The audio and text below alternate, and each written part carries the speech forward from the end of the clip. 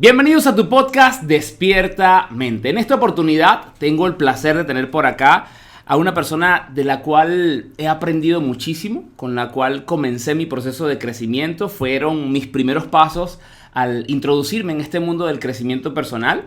No te quiero dar más contexto porque vamos a empezar a desarrollar un tema que para mí fue determinante para poder mantenerme creciendo en toda esta área en la que nosotros estamos en este momento. Bienvenidos a tu podcast Despierta Mente, un espacio creado para emprendedores y dueños de negocio que quieran incrementar sus ventas, sus clientes o sus ganancias. Él se llama Bolívar Mendieta y vamos a desarrollar el tema de lo que es la mentalidad, sobre todo para esos emprendedores, porque siento, Bolívar, que a veces la mentalidad es lo que marca la diferencia entre los que tienen éxito y los que no. Quiero que me des una introducción referente a la mentalidad, de lo que tú opinas como emprendedor. ¿Cuál crees que ha sido el mayor reto a nivel mental que tú has sobrepasado? Bueno, primero, gracias por invitarme y para dar una breve introducción de la pregunta que me has hecho, que es una pregunta como el tamaño del Titanic. Quiero decirte que primero yo siento que en mi experiencia, porque no puedo hacerle ver a alguien que lo que me ha servido a mí le va a funcionar a otro, porque todos los procesos son distintos. Pero yo te puedo decir que la parte más difícil de la mentalidad fue primero, entender que yo venía de un sistema tradicional, pues yo estudié medicina, trabajé como médico, y irte de ver al cuerpo funcionando en todas sus funciones psicológicas, físicas, químicas, y después en creer que había algo invisible que hace que el cuerpo funcione en su totalidad, fue la primera barrera. Porque es como, tengo que dejar de creer esto para creer en esto. Esa fue la primera. Y la segunda era poder yo entender que lo que yo veía, o sea, el resultado visible, no lo podía gestionar o crear haciendo cosas visibles, sino más bien cosas o haciendo ajustes o cambios intangibles en una estructura que no podemos ver de nosotros, claro, pero que a la vez es la que hace funcionar todo. Entonces digamos que esos son los dos puntos principales de los que yo te puedo decir, en la mayoría de las personas que yo he conocido hasta el momento, que no han brincado esa barrera, es esa, o sea, entender que hay otra cosa que nos conduce y que esa cosa que nos conduce no la podemos ver. Con eso me quedo. Mira que ahorita recuerdo que Albert Einstein, uno de las historias cuenta, que él siempre hablaba de todo el tema físico, ¿ok?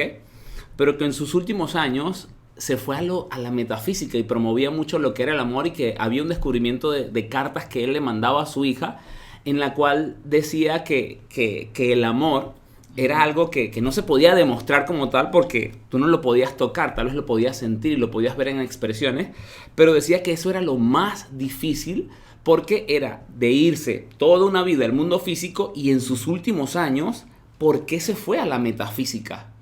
¿Qué fue lo que descubrió él que no pudo demostrar físicamente? Y hay gente que todavía no entiende estas cosas. Hay una pregunta que al final la hacemos, pero quiero adelantarla de una vez, y es que hay muchas cosas que nosotros creemos, pero que físicamente no podemos demostrar. ¿Marca diferencia eso en el resultado de un emprendedor? 100%. Yo te puedo decir que yo tuve un punto de inflexión en mi carrera después de dejar la medicina, y en los últimos 4 años hubo un momento en el que yo sentí que todo lo que había adquirido, todo el conocimiento que había adquirido, no lo estaba materializando como yo quería. O sea, había un cierto grado de frustración y muy elevado, porque a veces tú aprendes algo y piensas, creando una expectativa de que te va a pasar algo muy específico. No pasa eso, pasa menos de eso. Pero resulta que yo pienso que a lo largo del tiempo, la intención real del por qué hacemos las cosas que hacemos, nos vamos a dar cuenta que siempre hay algo que no está dentro de nuestro control, que hace que las cosas ocurran. Escuché algo muy similar a lo que me acabas de decir, pero con otros autores, y pienso que aquello que llevó a Einstein en ese momento a después hablar de algo diferente, y quizás los que lo vieron al inicio se pudieron crear alguna opinión crítica de verlo después diciendo otras cosas o hablando de otros temas, pienso que es el darse cuenta que lo que estabas haciendo fuera de ti tenía un límite. Y entrar en un concepto que quizás mucha gente entiende, y es la parte del campo cuántico. De hecho, hay un concepto que cuando tú cambias tus resultados, hay unos que le hablan del quantum leap, el salto cuántico.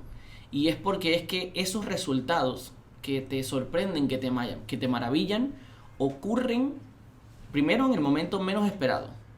Ahí es donde entra en juego la creencia del prepárate para cuando la oportunidad llegue. A que la oportunidad llegue y no estar preparado. Entonces es para mí un concepto bien interesante mantenerse constantemente preparado. Uno, porque llega en el momento menos esperado. Dos, tener las herramientas adecuadas para poder aprovecharlo. Y tres, que para mí una de las cosas más importantes es qué haces después de que eso que no pensabas que fuese a ocurrir de la manera en la que ocurrió, ¿qué vas a hacer con eso? Ok, para darle un poco más de contexto a esto,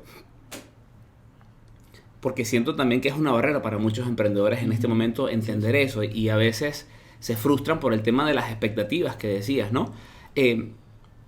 Hace poco una emprendedora llegó y me dijo que quería empezar una venta de comida, que quería invertir todo esto. El restaurante eran $100,000, o sea, no era una ventita de comida, era un negocio. Claro. Y yo le dije, ¿y por qué no pruebas en pequeño? O sea, de repente con el concepto Dark Kitchen, cocinas ocultas, y pruebas a ver qué tal reacciona el producto. Y ella dijo, es que así yo no lo quiero. Y hemos visto muchas historias de emprendedores que se van con todo el presupuesto, con todo el crédito del banco, y las expectativas que se crean no es que sean muy altas, es que no son realistas. Están apoyadas en sentimientos, y eso los lleva a cometer errores, porque yo no sé si en algunas ocasiones has sentido que tu emoción te persuade para tomar una decisión diferente, y creo que a los emprendedores les pasa mucho, ¿no? Correcto. ¿Cómo es ese tema del pensamiento a la emoción? ¿Cómo nosotros podemos transformar nuestra emoción a través del pensamiento para no permitir que como emprendedores estas cosas pasen y empezar a tomar decisiones más racionales y menos emocionales? Yo no sé si hay un barco más grande que el Titanic, pero esta es una pregunta más grande que la anterior. Pero está genial que lo hagas, porque yo siento que en el momento de yo haber empezado, si alguien me hubiese hablado de las emociones cuando empecé a emprender, yo creo que me hubiese ahorrado un montón de tiempo. Y es porque todos partimos, este es un espacio para emprendedores. Y yo creo que lo que nos lleva a tomar esas decisiones que son al inicio muy impulsadas por emociones y a veces sin un fundamento teórico o de negocios o económico, es porque no tenemos claro en qué parte de nuestras vidas está involucradas las emociones. La gente piensa que las emociones son algo inherente a nosotros, y realmente no.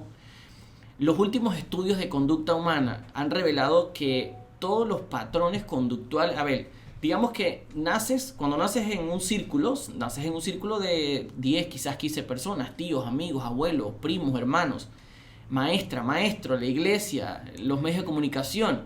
Entonces todo esto deposita en la persona de los 0 a los 7 años un volumen de información, de sistemas, de creencias, de paradigmas, y que a lo largo del tiempo, si eres una persona que se autodescubre, te das cuenta que eres la sumatoria de todos los hábitos de la gente que te rodeó cuando estabas pequeño. Entonces, ¿qué pasa? Como concluimos teóricamente de que los resultados que tenemos son definitivos, entonces el conjunto de emociones que saltan a relucir son los de estas personas, que ahí es donde viene el segundo concepto, la segunda definición que se logró documentar, y es que todas las emociones, todas, Anickson, la alegría, la felicidad, el entusiasmo, la depresión, el miedo, la rabia, absolutamente todas han sido adoptadas, han sido aprendidas. Y yo cuando entendí esto, cuando yo estudié esto, yo me puse a evaluar, porque cuando yo empecé el crecimiento personal, yo me di cuenta que yo no tenía un buen control de la ira. Yo tenía problemas para responder a las personas con una actitud ideal, pues era un emprendedor, pero crecí en un círculo donde mi mamá era una persona que utilizaba un temperamento y una actitud bastante inclinada a la imposición, ¿verdad? Porque pues crecí en el interior del país y bueno, venían todas estas cosas mezcladas. Cuando yo entendí que yo era así, no por mí, sino porque lo aprendí de mi mamá, entendí que yo podía cambiar la forma en la que yo era. Obvio, hay una parte instintiva que sin lugar a dudas nunca debemos permitir que deje de actuar en nosotros porque está impulsada por los mecanismos que no podemos controlar, el sistema simpático, parasimpático y todas estas cosas que nos ayudan también a huir, ¿no? El miedo a cierto punto tiene un grado de importancia. Pero cuando te das cuenta de que quieres emprender y quieres hacer que las cosas ocurran, hoy día te puedo decir que lo más importante que para cualquier emprendimiento, yo le diría a ese emprendedor, conviértete no en un vendedor, no te conviertas en el mejor emprendedor del siglo, conviértete en un experto en administrar y escoger las mejores emociones para los mejores momentos. Pues cuando el negocio deja de producir o no pasa lo que creíamos que tenía que pasar, ¿cómo nos ponemos? O sea, sacamos de la maleta la tristeza, sacamos de la maleta el pesimismo, sacamos de la maleta todas aquellas emociones que literal lo que ocurren es que nos estancan. Entonces cuando te haces un experto en este sentido, no para hablarlo al público, sino para ti, te pones a evaluar de que qué tanta ganancia tiene mi negocio si yo en este momento, si en los siguientes minutos, sigo utilizando la tristeza y mejor busco y utilizo el optimismo. O sea, ¿qué tanto me sirve? ¿Cuál me ayuda a dar el siguiente paso? ¿La tristeza o el optimismo?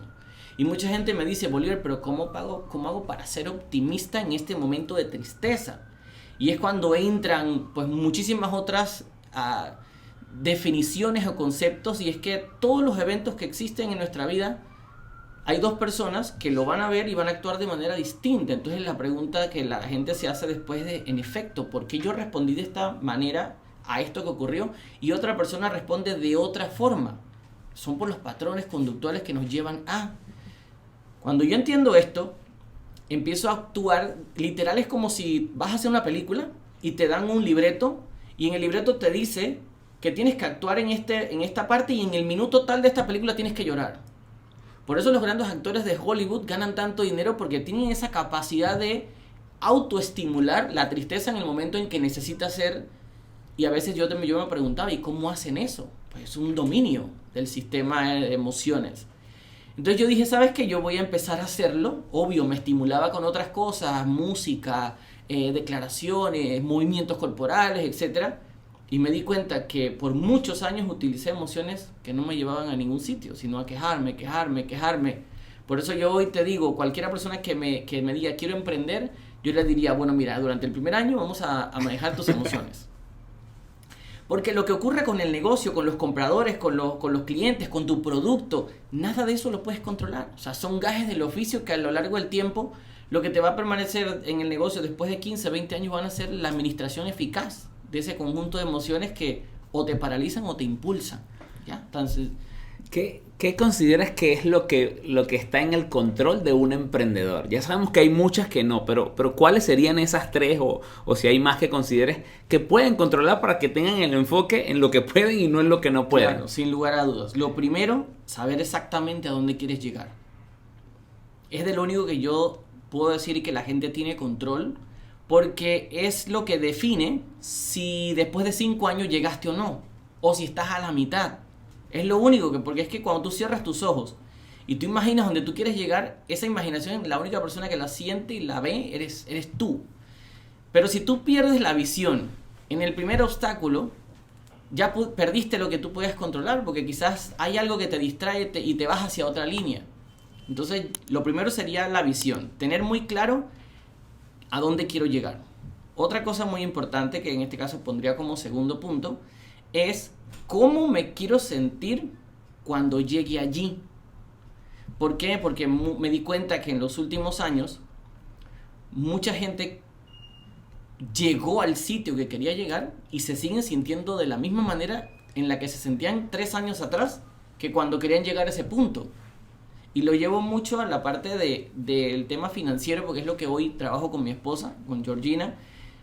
Nosotros tenemos un sistema que le permite al emprendedor arrancar un negocio pues con un con un capital X, no necesitas grandes capitales, e ir a través del tiempo administrándolo de tal manera que sea rentable. O decir, ¿sabes qué? No funciona, necesito otras cositas adicionales para arrancar. Pero ¿qué pasa? Durante todo ese proceso, la persona necesita una mentalidad que se adapte a cómo el emprendedor maneja las finanzas. Porque a veces que el emprendedor mezcla la finanza personal con la finanza del negocio. Entonces, lo segundo que yo te digo que está dentro de ese proceso es que la persona sepa cómo se siente cuando llega. Tenemos emprendedores que hoy tienen negocios muy exitosos, o sea, tienen el resultado que ellos querían, pero si te pones a evaluar su conducta, se siguen quejando, se siguen sintiendo incómodos. Entonces tú dices, espérate, llegaste al punto al que querías llegar, pero te sientes igual. Entonces ahí me di cuenta de que para llegar a donde quiero llegar y ser feliz, tengo que primero ser feliz antes de llegar allí. Entonces nos damos cuenta de que es que si el negocio se cayó o no facturamos este mes, tiene que estar feliz pero ¿cómo me pongo feliz cuando el negocio no está dando? Ahí es donde vuelvo y caigo en la administración de las emociones. Y si tú pierdes el foco del punto al que quieres llegar, no te vas a sentir como quieres porque pierdes el foco, pierdes la imagen clara del punto al que quieres llegar. Y lo tercero, yo diría que es un conjunto de varios elementos que pueden cerrar allí. El primero de ellos es tener un mentor. Necesitas una persona que ya haya llegado a ese punto. Y si no ha llegado, que sepa cuáles son las herramientas. En este caso, estrategia, un mapa aprobado, un sistema que ya lo haya creado, lo haya utilizado y te lleva de un punto A a un punto B. Y lo último, una comunidad. Si no hay personas en tu entorno que tengan los mismos ideales o se encuentren en el mismo proceso, no vas a tener quienes te entiendan cuando estás pasando por las situaciones que nadie más entiende. Entonces, antes me pasaba que cuando yo arranqué, pues nadie me entendía. Ni yo, ni mi esposa, ni nadie, ni mi mamá. Mi mamá no entendía cómo yo estaba dejando la medicina por emprender un negocio que quizás no tenía productividad, no le veían productividad a ellos. Entonces, después de mucho tiempo, empecé a crear una comunidad de gente que quería lo mismo que yo. Y cuando tú te sientes desequilibrado emocionalmente y otro que sí lo está, pero en el mismo momento, porque le están pasando cosas que a ti no, y tú acudes a esa persona, tú de esa conversación sales con la emoción que esa persona tiene. Pero si no tienes esa comunidad y acudes a los seres humanos que tienes en tu entorno, que no tienen ese deseo, esa visión, esa hambre de seguir adelante, regresas a tu hábitat inicial, regresas a la zona cómoda. Es normal, me fue mal. Y vas a seguir, no, porque es que, ¿y si me va mal de nuevo? No, pero cuando tú mismo creas un anillo, eso le llama John Maxwell el círculo íntimo. Hay una ley que respalda esto. Y es que tú vas a ser la sumatoria de todas las personas que están contigo. Entonces digamos que esas serían 3 cositas importantes a la hora de hacer ese arranque y no desistir por una decisión que hayas tomado mal. Claro. Mira, maravilloso. Pero quiero que indagues un poco más en el por qué las personas, aún siendo conscientes que hacerlo solo se les hace más difícil, ¿por qué todavía deciden hacerlo solo? Porque es que la mayoría de las personas no están buscando un mentor para que los lleven, claro. Porque en cierto modo creo que la mentalidad que tienen los persuades para hacerse sentir a ellos mismos que pueden solo, hasta que el resultado es tan negativo, yo no sé cuándo buscan a Georgina para las deudas, si antes de que las tienen o después de que las tienen. ¿Por qué crees tú que la gente primero se equivoca solo y después toma en consideración la posibilidad de buscar un mentor y no lo buscamos antes? ¿Viene de la programación o dónde nace eso? Yo pienso que es multifactorial. Porque, a ver, cuando empezamos la escuela, hemos tenido un mentor durante la primaria, la secundaria, pero el mentor nunca tuvo la imagen para nosotros de la persona en la que nos queríamos convertir. O sea, el maestro era el maestro. El maestro te ayudaba a hacer las tareas, pero no era la persona que despertaba en ti el sueño de querer ser algo en la vida. Y a lo largo del tiempo te das cuenta que es como decirle a una persona, a ver, hoy eres ingeniero, por decirte algo, o médico, o lo que sea, cualquier profesión. Y decirle a un arquitecto que él tiene que hoy pagarle a alguien para que le enseñe cómo hacer que su negocio funcione, para esa persona es como si tú le pusieras un papel de color verde y tú le dices que es amarillo, él te dice, no, es verde. Y tú le estás diciendo, no, es que para ser un emprendedor tienes que aprender a verlo amarillo. Y tiene que ver nuevamente la comunidad. O sea, la gente que está detrás de él, si no secunda esa idea, que todavía no es verdad, pero que le toca creer porque de esa manera va a tener un resultado, va a ser imposible. Ahora bien, existe un grupo grande de personas que no creen en este tipo de filosofía.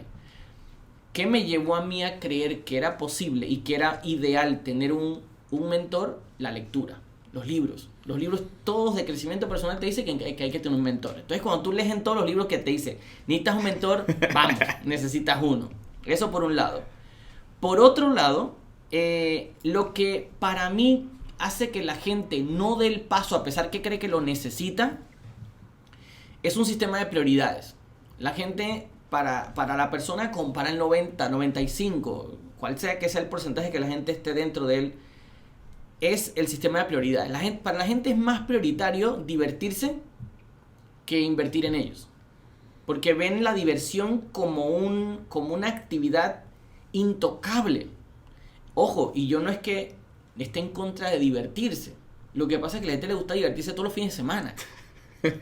¿Ves? Entonces, cuando yo regreso a mi historia, yo digo, espérate, yo no tenía tiempo para divertirme, pero me tocaba divertirme en pequeños ratos, porque yo entendía, y hago hincapié en las preguntas anteriores, que yo tenía claro el foco a donde yo quería llegar.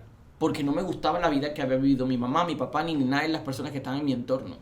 Entonces la gente no da ese paso, aparte porque es una creencia social que todavía no si en las universidades vendieran coaching, la gente agarra coaching. Porque tenemos claro que hay una institución física estructurada en la que tienes que pagar. Si uno vende coaching ahí, la gente compra. Porque es el sitio en el que se vende. Pero cuando tú vendes coaching detrás de una pantalla de Zoom o a través de una publicidad, eso no está dentro del paradigma social. Y el paradigma social es muy fuerte. A menos que tengas tremendos mecanismos de persuasión, de influencia, y que te muestren la solución de tu problema de tal manera que tú dices, mira, aquí no hay de otra. O como tú bien lo dijiste, el dolor tiene que ser muy intenso para empujarme a llegar allá. Y todavía hay un porcentaje de gente que no. Claro. Ahora, antes de que tú dieras ese paso, Oliver, cuéntame cómo fue ese proceso de la medicina a convertirte en un emprendedor, porque es raro, ¿ok? Ver un médico que cuelga su bata para emprender en un área que en cierto modo yo siento que está vinculada porque sigues ayudando a personas, pues, claro. No desde la sanación, sino de preveniendo todas las cosas que hacen que la gente se enferme. 100%. ¿Cómo fue ese proceso de la medicina al emprendimiento? Mira, hubo un momento, hubo un día, esa fue una experiencia que tuve con un compañero de trabajo. A mí me encanta compartir con las personas. O sea, yo era de los que yo hacía la medicina, pero me gustaba que si íbamos a la casa de alguien a conversar o nos íbamos a la playa un fin de semana, pero no por la rumba, sino por la convivencia. O sea, me gustaba compartir, me gustaba que intercambiáramos ideas, a pesar de que las ideas que intercambiábamos siempre era que tenía tu paciente que no tenía el mío. O mira, tuve un paciente. Esas eran las conversaciones de nosotros. Pero un día un amigo me invitó a una casa, a un sitio donde las conversaciones eran de emprendimiento. Y ese día la persona que habló en esa casa era un doctor que le estaba pasando lo mismo que a mí me estaba pasando en ese momento. Y era que tú trabajas y el dinero que te llega no logra cumplir lo que tú pensabas que ibas a cumplir. Viajes, sueño, casa, carro, etc. Y él hablaba de 3 variables que yo estaba buscando maximizar en mi vida, y era tiempo, dinero y salud. Entonces yo veía que todo mi futuro estaba enfermo, y eran los médicos que después de mucho tiempo, pues que si la hipertensión, que tenían... O sea, es bien raro, pero los médicos, cuando tú dices que un cardiólogo se murió de un infarto, ¡ay! ¿Cómo es eso posible? ¿Qué le pasó? Y después de mucho tiempo, te digo, porque es que hoy tengo clientes que fueron compañeros míos. Entonces tú dices, ven acá, ¿qué tienen ellos que cuando yo inicié también tenía, y que los hace ellos ahora darnos la oportunidad de guiarlos para convertirse en emprendedores? Y te puedo decir que es un llamado, es parte de nuestra naturaleza ayudar a los demás.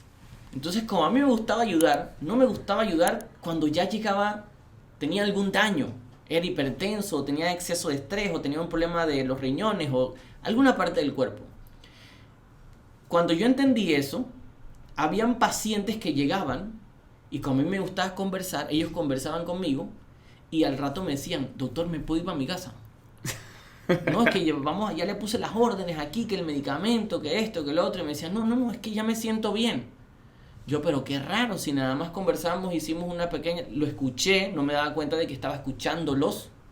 No, yo no era el médico que el paciente llegaba y empezaba a recetar de una vez, yo los escuchaba y lo identifiqué y empecé a hacerlo más frecuente. Cerraba la puerta y el paciente empezaba a hablar, yo le escuchaba, le cambiaba la conversación y el paciente se sentía bien. Yo, espérate, aquí hay algo que yo no estoy identificando, que quizás tengo y no lo estoy poniendo en práctica.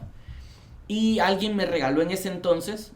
Producto de esa reunión que salimos en esa casa del amigo, me regalaron un libro de John Maxwell que se llamaba Cómo ganarse a la gente.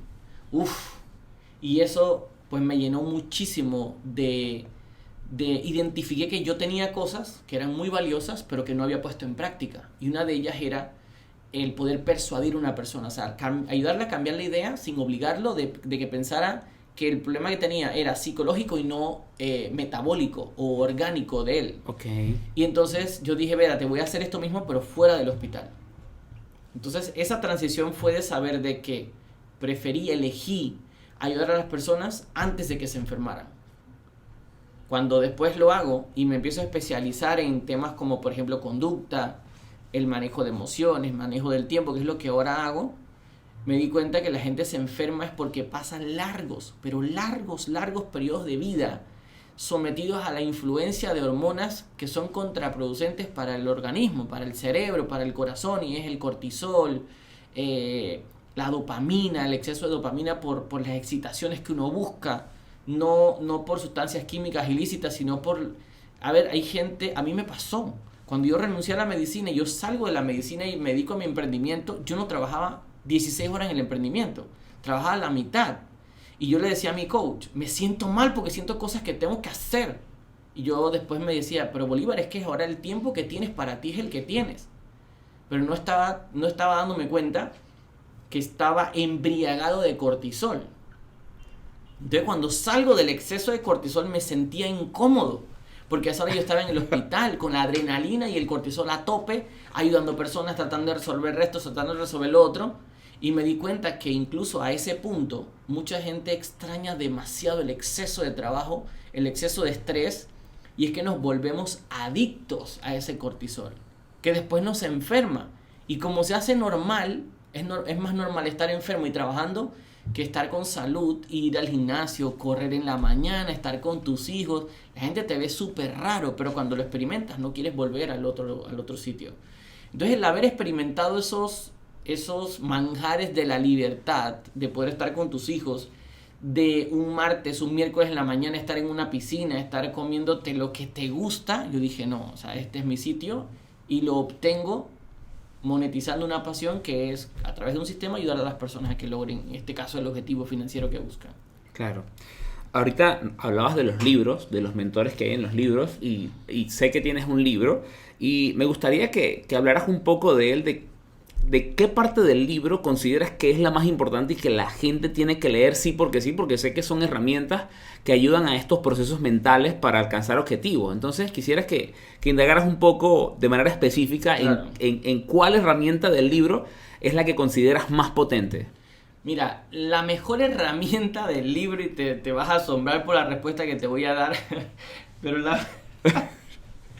la mejor herramienta del libro es la persistencia que la persona tenga de empezarlo y terminarlo. De terminarlo. De empezarlo y terminar de leerlo. Porque hay mucha gente que compra un libro y no sabe ni por qué lo compró. Entonces en mi libro existen herramientas de principio a fin. Pero si tú me preguntas, la más importante, ¿cuál es? Es el capítulo en el que hablo donde la transformación, como el título del libro lo dice, que es la transformación del potencial, es cuando tú eres consciente de la manera en la que piensas. Cuando te hablo de los 5 niveles de conciencia. Cuando yo aprendí esto, para enseñarlo, y yo vi que el primer de conciencia se le conoce como el nivel de conciencia 1, el nivel de conciencia animal, es cuando actúas como a reacción de todo. Y yo cuando lo he hecho mastermind de este libro, y la gente se siente muy identificado, pero es que andamos como animales, o sea, literal.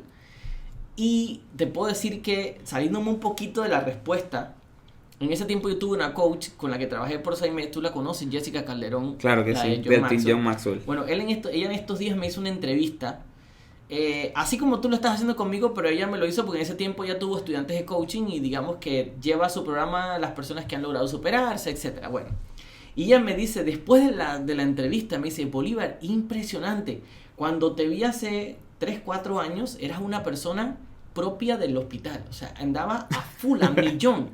Y en esta entrevista hablamos y yo todo pausado, tranquilo, así habían espacios de silencio. Me dice, es impresionante incluso nada más agarrando la velocidad con la que hablas. Antes era yo como que, ¡guau! O sea, iba como a millón. Volviendo a la respuesta, el nivel de conciencia 1 es la conciencia animal. Uno anda buscando, sobreviviendo es el concepto. Pero el nivel número 5 es la persona que vive en una conciencia de paz, una conciencia tranquila. Es la persona que no le ocupa lo que está pasando fuera, sino que está más enfocado en lo que está pasando dentro. Y te puedo decir que hoy esa es la forma de vivir que tengo. Mira, tan solo con esto. Antes yo era de los que pensaba que entre menos dormía y más hacía, era mejor emprendedor. Hoy te puedo decir que una de mis metas es poder dormir como realmente debemos dormir. Porque durante toda mi vida casi no dormía. O sea, trabajando en la medicina uno no duerme. Y ahora, después de... hace poco fui a un congreso de temas de salud, de cómo o sea, cuáles son los factores externos que ayudan al emprendedor a ser muy potencialmente efectivo, y es el sueño. Entonces te contradices como, espérate, antes era como que tengo que dejar de dormir para poder ser un emprendedor exitoso. O el emprendedor exitoso que más trabaja es el mejor. Pero cuando te vas a estos sitios y los emprendedores que conoces duermen 8 y 10 horas, te dices, espérate, ven acá, ¿en dónde yo estaba? Que la ecuación cambió y se movió. Entonces, hoy trabajo por este tipo de objetivo, o sea, poder dormir 8, 10 horas, pero es porque sé que el día siguiente mi sistema emocional está a tope y no ando como que recargándome de todo el estrés de todos los días. Y te puedo decir que ha sido determinante el saber que en ese momento estaba en una manera de pensar y que después me fui elevando al punto de llegar a que nada me mata, pues. Entonces ahí tú te das cuenta que si nada te mata es porque algo bueno has hecho en ti, que lo demás sigue funcionando sin que tú directamente estés ahí dando y metiendo, empujando y empujando. Ahorita que dices eso, recuerdo que en una entrevista le preguntaron a Jeff Bezos cuánto dormía. Y la gente se sorprendió porque él dijo entre 8 o 10 horas. Porque decían que como es el dueño de la que más factura, a lo mejor ni duerme. Claro. Y resulta que él explicó por qué tenía que dormir. Y es aquí donde a veces yo también le digo al emprendedor que tal vez al principio pases algunos días sin dormir. El problema es que al final tenemos que tener como meta pues eso que compartes. Poder tener más tiempo para descansar y disfrutar el patrimonio que estamos creando. Pero él decía que su trabajo era pensar. Y para pensar necesitaba descansar. Total. Entonces ahí obviamente para mí me hackeó la mente, como lo dices, porque el emprendedor cree que trabajar más a veces le va a dar mejores resultados. Y 100%. Por trabajar más pierde la oportunidad de pensar.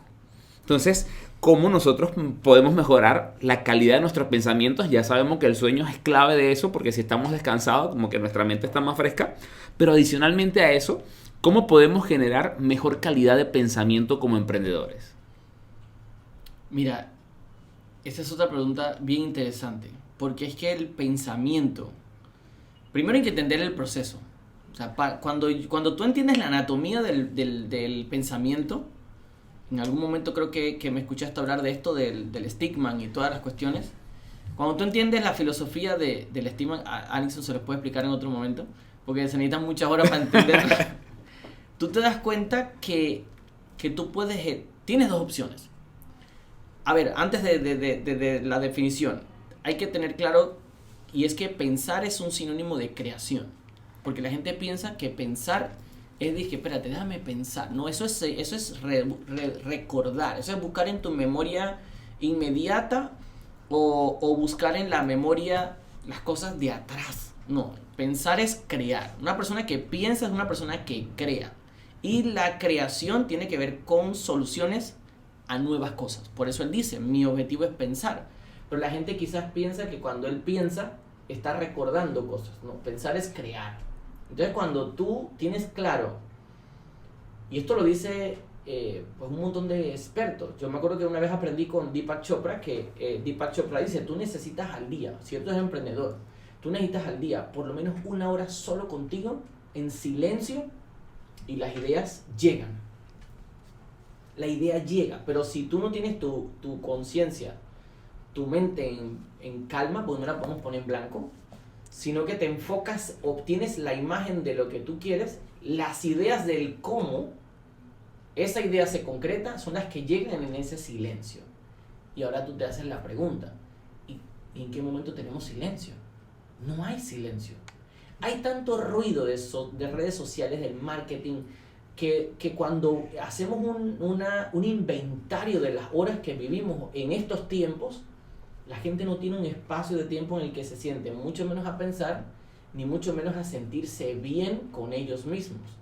Entonces, hoy te puedo decir que para mí el tiempo más importante del día es el que yo invierto en sentirme bien y poder hacer un silencio lo suficientemente eficaz como para que la idea llegue, manteniendo la imagen de lo que quiero. Entonces, hoy yo me preocupo más por tener claro lo que quiero a saber cómo, porque es que el cómo llega en el silencio y en la tranquilidad esa de, en vez de estar haciendo cosas, porque una persona extremadamente activa no necesariamente es productiva. La producción llega cuando trabajas menos y ganas más. Entonces digamos que hay algo de congruencia con lo que dice Jeff.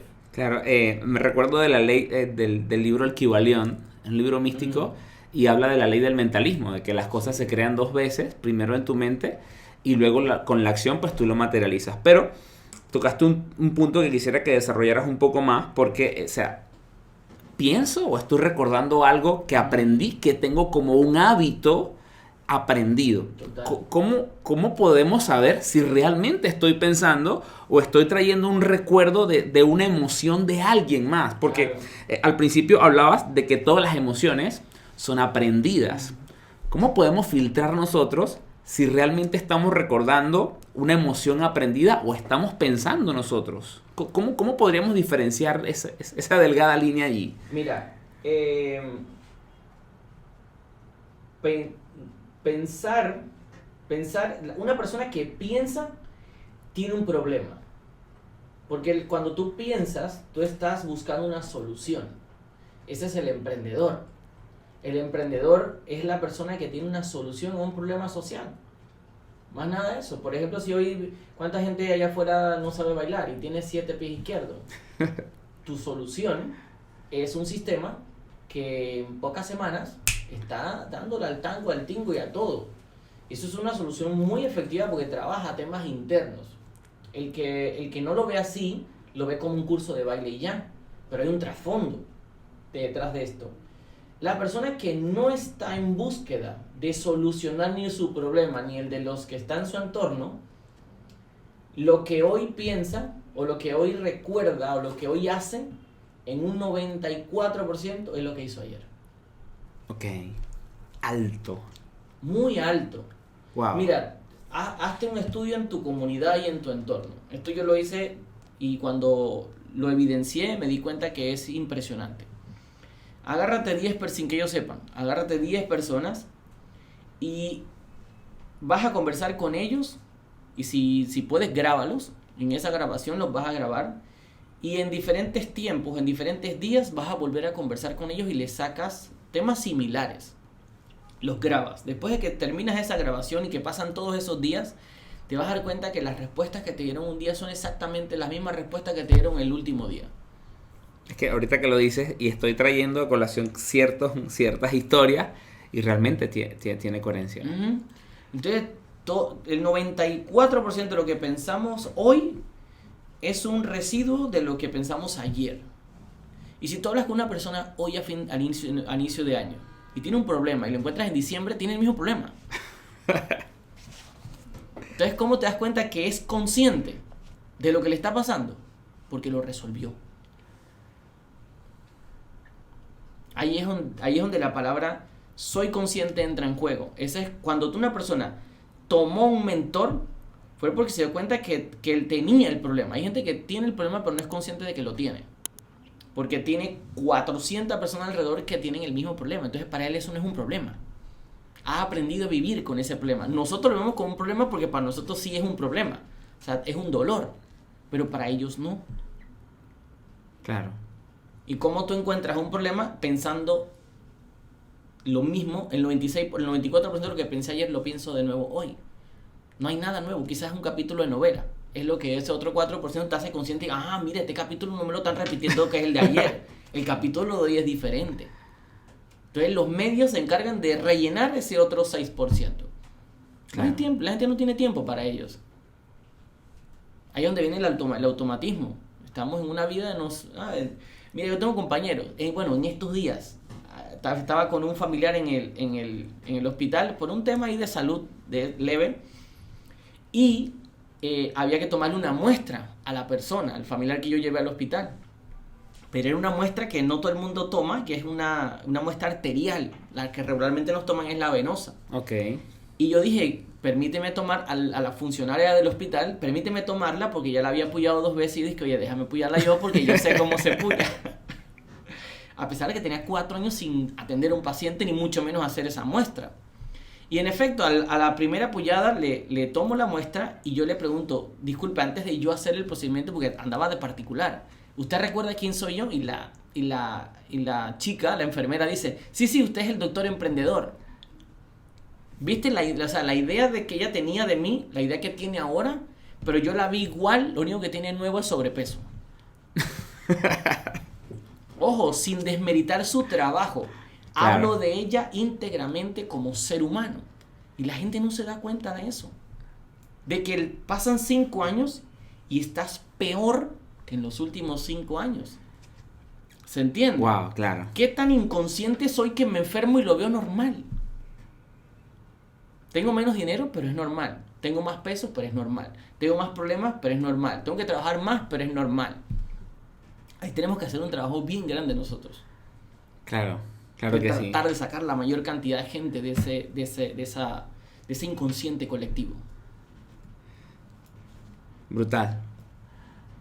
Quiero preguntarte cuántas veces has fracasado, porque a veces la gente cree que el éxito se alcanzó lineal en un ascensor y quiero que contabilices o por lo menos nos compartas parte del significado que tiene el fracaso para ti y cuántas veces te has tenido que levantar. ¿Cuántas veces has sentido que es muy difícil, que ya no quieres avanzar, por lo menos en algún área en específico? ¿Y cuál es la recomendación que das para abandonar algo e ir por otra cosa? Porque a veces estamos en cosas que como que insistimos y tal vez no es por ahí. Pero ¿cómo sabemos si tenemos que insistir o cambiar? Buena pregunta. A ver, lo primero, lo más importante es el concepto del fracaso. Socialmente nos han enseñado, y de hecho la palabra se usa en la edad adulta, pero la usamos mucho en la edad de la infancia. Porque en la primaria, no sé si en Venezuela, pero seguramente acá lo has escuchado mucho, y tú le preguntas a la mamá de un niño, ¿cómo le fue a tu hijo en el año escolar? Y la mamá responde diciendo, solamente trajo 2 fracasos. ¡Wow! O sea, tú le preguntaste cómo le fue. Y ella se acordó de los 2 fracasos que el niño tuvo. Pero el fracaso es porque ganó menos de 3, que es la nota de paso o me quedo. ¿De cuántas materias? De un montón.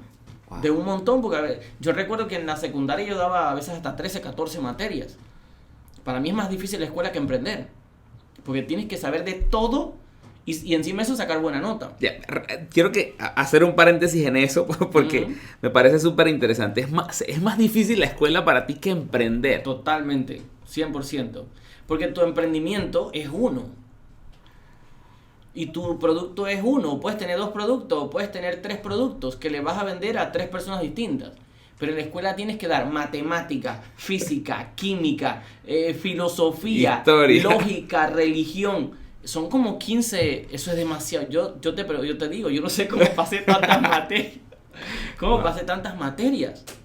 Y hoy la gente tiene una cosa que hacer y es difícil, pero es porque no estás en el salón de clases. La gente aprende más dentro de un salón y sentado en una silla que fuera de la silla. Es más difícil. Incluso convertir un sitio en una oficina es muy complicado. Entonces, entrando en el detalle de la pregunta, digamos que es la definición de fracaso. Yo tuve que hacer una reestructuración de lo que yo creía que el fracaso significaba para mí. Porque el significado tiene un papel muy importante. Dependiendo del significado, de esa manera actuamos. Entonces me leí un libro que se llama El lado positivo del fracaso, de John Maxwell. Y el libro te dice que el 90 y tanto % de la gente exitosa nació fracasada. El otro 20% son los hijos de los ricos, de los ricos, de los ricos. Entonces dije, bueno, tengo un requisito que está genial. Así que después de eso, yo entendí que el fracaso, hoy en mi sistema de creencias, yo evalúo el fracaso como el indicador donde hay que hacer ajustes. Entonces tengo, digamos que diferentes tipos de fracaso. Los fracasos más chiquitos, los más pequeñitos. Estoy haciendo algo, estoy súper enfocado en algo y llega mi hijo y me toca y me dice papá, ¿sabes? Como los niños, ¿no? Papá. Y de repente, ¡ay, pero ya! Y reacciono. Eso para mí fue un fracaso. ¿Por qué? Porque yo estoy trabajando en no reaccionar, sino en actuar en ese instante, porque si yo actúo así siempre, mi hijo va a aprender a ser así con su entorno, reaccionando de esa manera. Entonces es un fracaso nivel 1, por decirte algo. Ya sé que en la próxima que él llegue, yo hago una gestión personal de emociones y elijo, por ejemplo, antes de el enojo, elijo el carisma. Entonces me pongo los zapatos de mi hijo y le pregunto, cuéntame, campeón, ¿en qué te puedo ayudar? Entonces ese fracaso fue superado porque ahora abordo las situaciones con él de una manera distinta. Okay. Entonces el fracaso me hizo, ahora, todas las veces que él me aborde en esas situaciones, abordarlas de otra manera. Pero si yo no me di cuenta que fracasé en mi comunicación con mi hijo en situaciones que son para él de urgencia, pero para mí no, entonces no me voy a dar cuenta si eso es normal. Y si tú te vas a un parque, te vas a dar cuenta que es muy normal allá afuera gritarle a los niños o reaccionar como que no me jodas, no hagas esto, no hagas lo otro. ¿Ves? Y te das cuenta que eso es como ellos van a hacer con sus hijos en un futuro. Los otros son exactamente lo mismo, pero yo hoy veo el fracaso como un indicador. Para mí los indicadores, en medicina nosotros usamos muchos indicadores. Por ejemplo, la temperatura es un indicador. Si está por encima de 38, el paciente tiene fiebre, hay que darle un medicamento. En este caso, para mí los indicadores son los estados emocionales. Todos los días yo hago una evaluación de cómo estuve durante las principales horas, las más activas de mi día.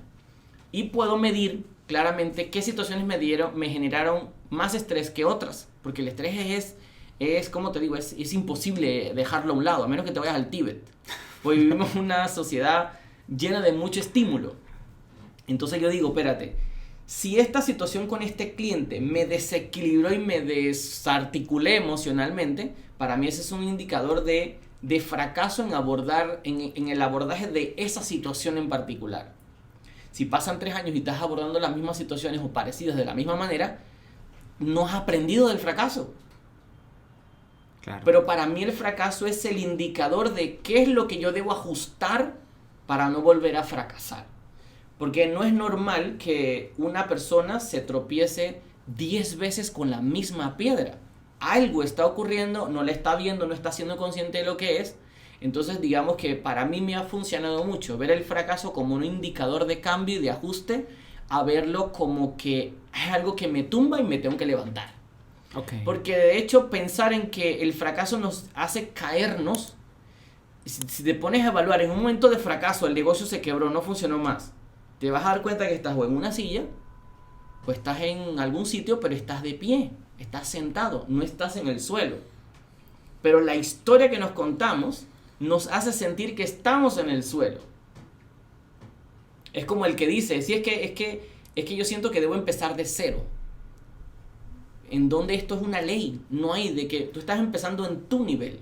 ¿Qué nivel tienes? Defínelo con claridad y entonces evalúas qué habilidades debes adquirir, qué cualidades debes fortalecer. Pero la gente claramente dice, no, es que yo vengo de abajo. ¿De abajo de qué? Abajo de la mesa, de abajo. Entonces, ese hablar en ese sentido figurativo nos hace pensar o ubicarnos emocionalmente en sitios y en posiciones que nunca debimos haber estado. ¿Se entiende? Claro. Entonces, es como ser muy consciente de que esa historia que me cuento no es real. La historia que es real es la que tú decides contarte en base a dónde estás y hacia dónde quieres avanzar.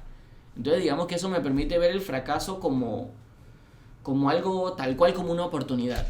O sea, nada más que se escriben distinto, pues. Claro. Cuando yo te conocí, fue en el 2018, Anita, tuve una entrevista con ella por un proyecto que había, no recuerdo el nombre en este momento, en Atanasio, ahí en Megápolis. Y recuerdo que fui a un taller financiero que fue el primer contacto que tuve contigo y bueno, de ahí comenzó un proceso.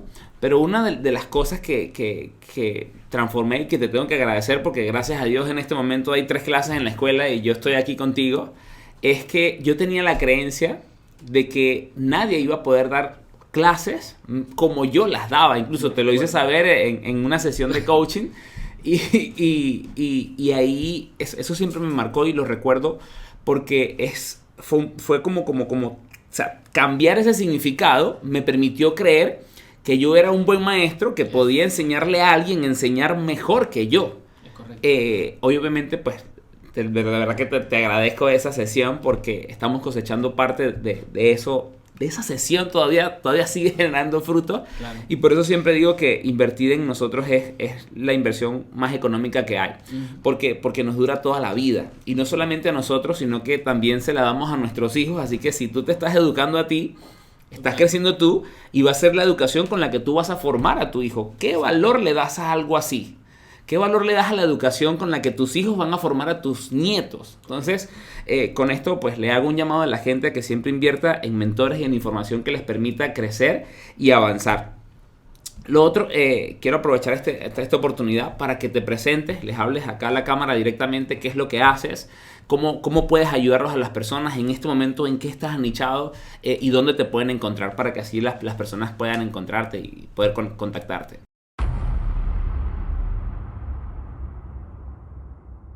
Ok, bueno, ya mi nombre, Anixon lo dijo varias veces, mi nombre es Bolívar. Yo actualmente tengo 38 años y de profesión estudié medicina, pero me di cuenta que ese no era el sitio en el que yo me iba a desarrollar profesionalmente el resto de mi vida.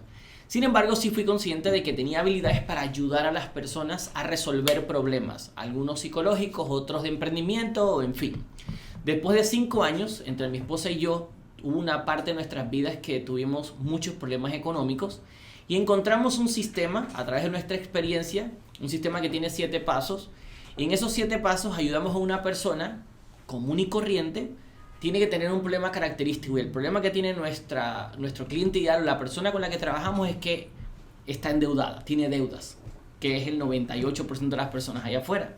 Entonces, ¿qué hacemos con esa persona? La pasamos a través del sistema cumpliendo cada uno de estos pasos. Mi esposa lo que hace es que les ayuda en la estructuración de la forma eficaz de utilizar el dinero. No importa si es mucho o poco o intermedio lo que te ganas.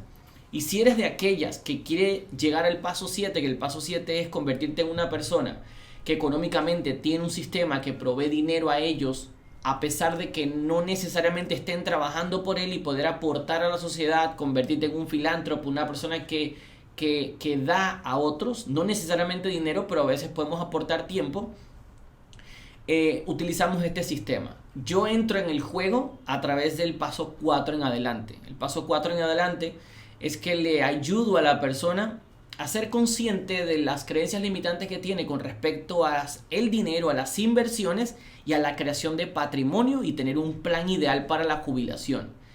¿Por qué para la jubilación? ¿Por qué me enfoqué en esa parte? Porque la mayoría de la gente no tiene un plan para jubilarse. De hecho, no tienen ahorros para la jubilación. Entonces, cuando llegamos a la edad de 57 para las mujeres, 62 para los hombres, tenemos que seguir trabajando. Y el 90% de la gente que me rodea se han jubilado, pero también tienen que seguir trabajando porque no les alcanza el dinero para poder cubrir todos sus gastos y mucho menos para sufragar urgencias médicas y otras cosas que aparecen en esas edades. Así que básicamente es lo que hacemos. Claro que sí.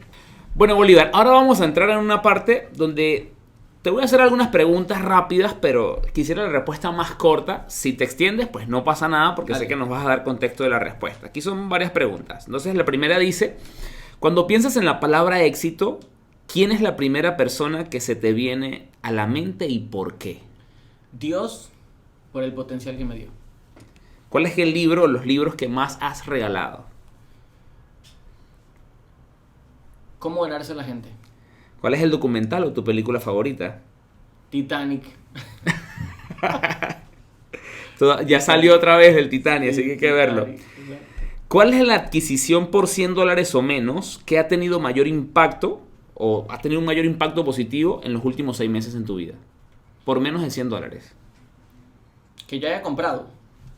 Que tú hayas hecho. Y que ha tenido un impacto positivo en tu vida. En los últimos 6 meses. Claro. Por supuesto. Una cena de negocios donde aquella persona que era amigo se convirtió en un socio. ¿Cuáles son los rituales matutinos? ¿Cuáles son esas acciones que los primeros 60 minutos del día están apartadas para algo? ¿Qué es eso que tú haces en los primeros 60 minutos del día? Primero, imaginarme lo que quiero que ocurra durante el resto del día, hasta el final del día. 1, 2, ejercicio de respiración. Y 3, meditación. ¿De qué tema hablarías si te ofrecieran dar una conferencia TED sobre algo ajeno a tu especialidad? Ajeno a tu especialidad. Ajeno completamente a mi especialidad. Caramba. Pienso que ajeno a mi especialidad. Está buena esa pregunta. Creo yo que de cómo deben ser las mujeres con sus maridos. Ya ahí sí, eso es largo, pero bueno. Ahí yo me meto en primera fila, ¿viste? Mira, claro. ¿Cuál es la mejor inversión que has hecho o la más rentable? La más rentable en tu vida. Fue una conferencia que pagué por $60. Fue la primera, mi primer contacto con el crecimiento personal. ¿Sabes que el origen de esa pregunta yo lo traje es porque a veces las personas condicionan a que su crecimiento no puede iniciar porque no tienen dinero? Claro. Y siempre que hago la pregunta, o sale algún libro, o sale alguna cena, o sale una mínima inversión. Y lo que queremos con esto es que las personas vean que es posible comenzar con menos de $100, ¿ok? Sí. ¿Hay alguna cita que te sirva de guía en la vida o en la que pienses a menudo? Por supuesto. Bueno, tengo varias, pero digamos que la más específica es: loco aquel que piense tener resultados diferentes haciendo lo mismo. ¿Cuál es el peor consejo que ves u oyes dar en tu entorno? Ese consejo que escuchas que de repente tú no dices nada porque te conozco, pero tú dices, ¿por qué dicen eso? O sea, ¿cuál es ese peor consejo que tú ves que en el entorno está siempre presente? Que por ejemplo, escuchar decirle a alguien como que, oye, eso es normal que te pase porque así es la vida. Eso es normal que te pase. Mira, es que la palabra normal está tan rayada que lo vemos hasta normal que se use, ¿no? Exactamente. Si pudieras tener una valla publicitaria gigante aquí en Panamá, ¿qué pondrías en ella? ¿Qué le pondría a esa valla publicitaria? O sea, te voy a ser honesto. La primera frase que vino a mi mente en el instante fue: te vas a morir y no sabes por qué. Esa fue la primera frase que me salió. La quise maquillar porque estaba como que muy fuerte. Porque la gente cuando sabe que se va a morir pero no sabe por qué, quiere saber cuál sería la razón. Te vas a morir y no sabes por qué. ¿Qué consejo le darías a tu yo de 20 años? Pero antes de eso quiero que vayas atrás. Que te sitúes donde estabas. A lo mejor estabas en un quirófano o algo. Pero ¿qué consejo le darías a ese estudiante de medicina? ¿Qué consejo le darías a tu yo de 20 años? Mira, al yo de 20 años no le quitaría lo que estuviese haciendo. Solo le diría tomara, o sea, que se diera la oportunidad de al mismo tiempo de estudiar la medicina, aprender de crecimiento personal y de relaciones, específicamente de relaciones. Será el punto principal. ¿Hay algún error o error aparente que te haya servido para cosechar el éxito? Sin lugar a dudas. ¿Podrías compartirnos alguna historia de eso? La casi fractura completa de mi matrimonio. O sea, pensar que mi esposa era la persona que se había convertido en una atadura o en un yunque. Porque muchas veces recuerdo haberle dicho que ella era la que me estaba frenando. Cuando en ese tiempo era muy fácil agarrar el dedo y señalar. ¿Emprender en pareja es posible? Sin lugar a dudas. Por supuesto que sí. Se puede. Y el desafío es para uno de los dos quien sea capaz de inspirar al otro.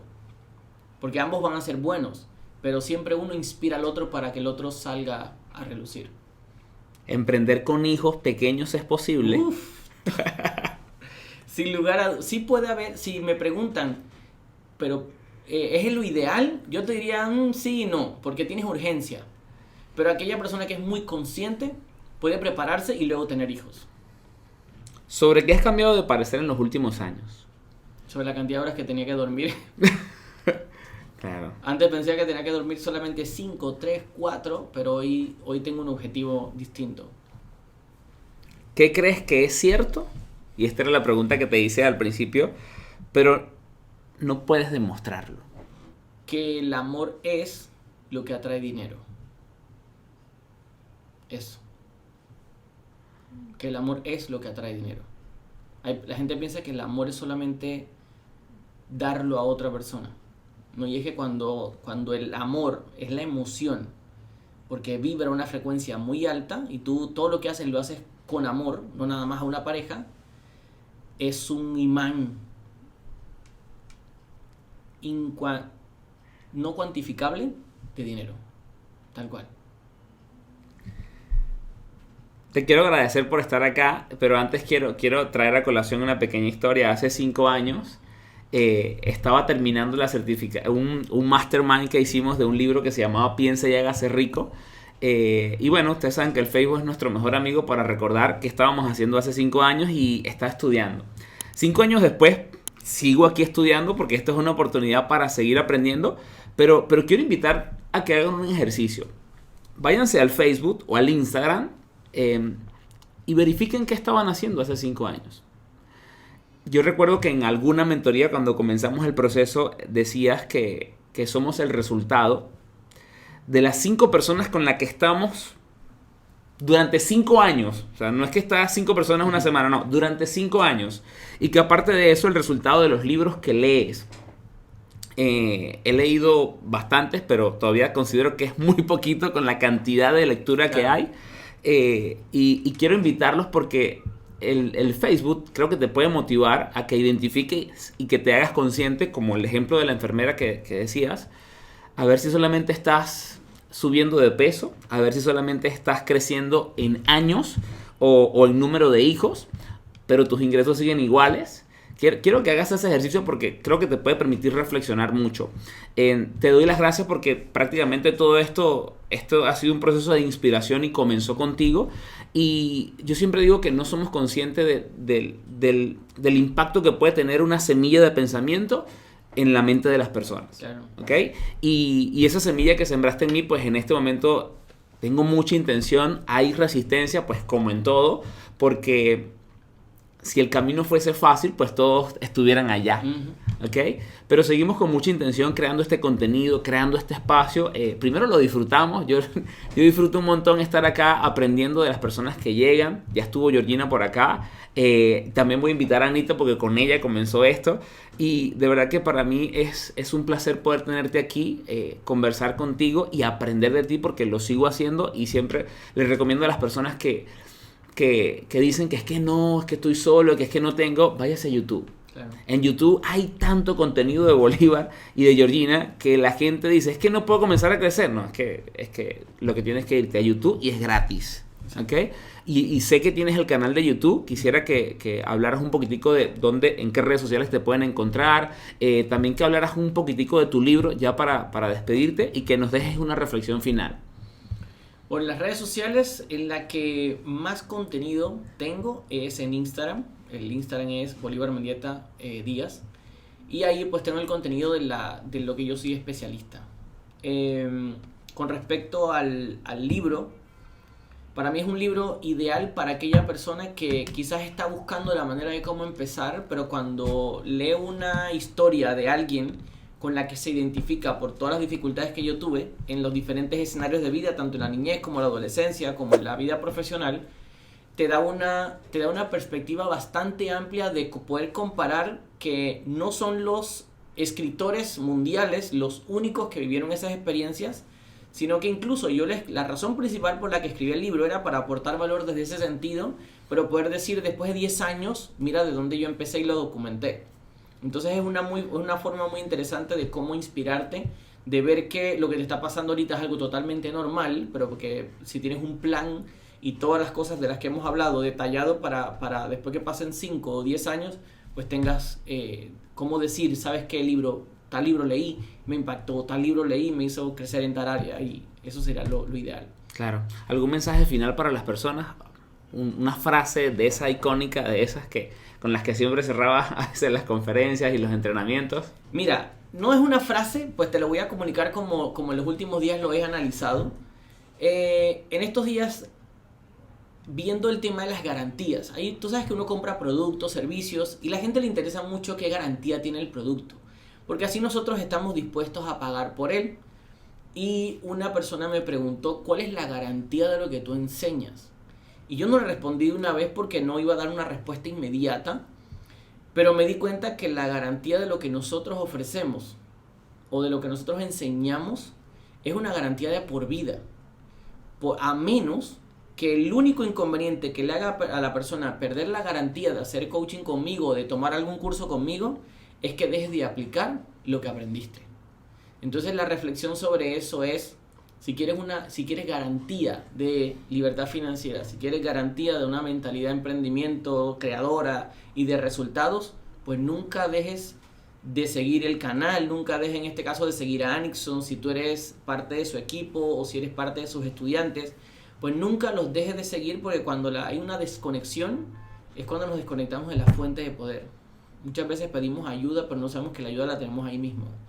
Y el que tú te mantengas haciendo lo que haces es iniciativa para los demás de que hay muchísimas formas de empezar. Totalmente. Y mi historia al final con otra persona es exactamente la misma.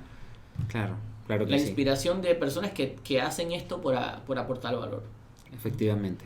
Bolívar Mendieta con ustedes, señores. Ha sido un placer estar por acá esta tarde. Recuerden suscribirse al canal si tienen alguna pregunta o tienen algún contenido que les está rompiendo la cabeza en sus emprendimientos. Déjenlo por acá y con mucho gusto voy a crear un episodio solamente para responderte a ti que estás acá conectado. Ha sido un placer poder tenerte. Recuerda que estamos en Instagram, en TikTok, en Twitter y en todas las redes sociales. Bendiciones para ti y nos vemos en un siguiente episodio.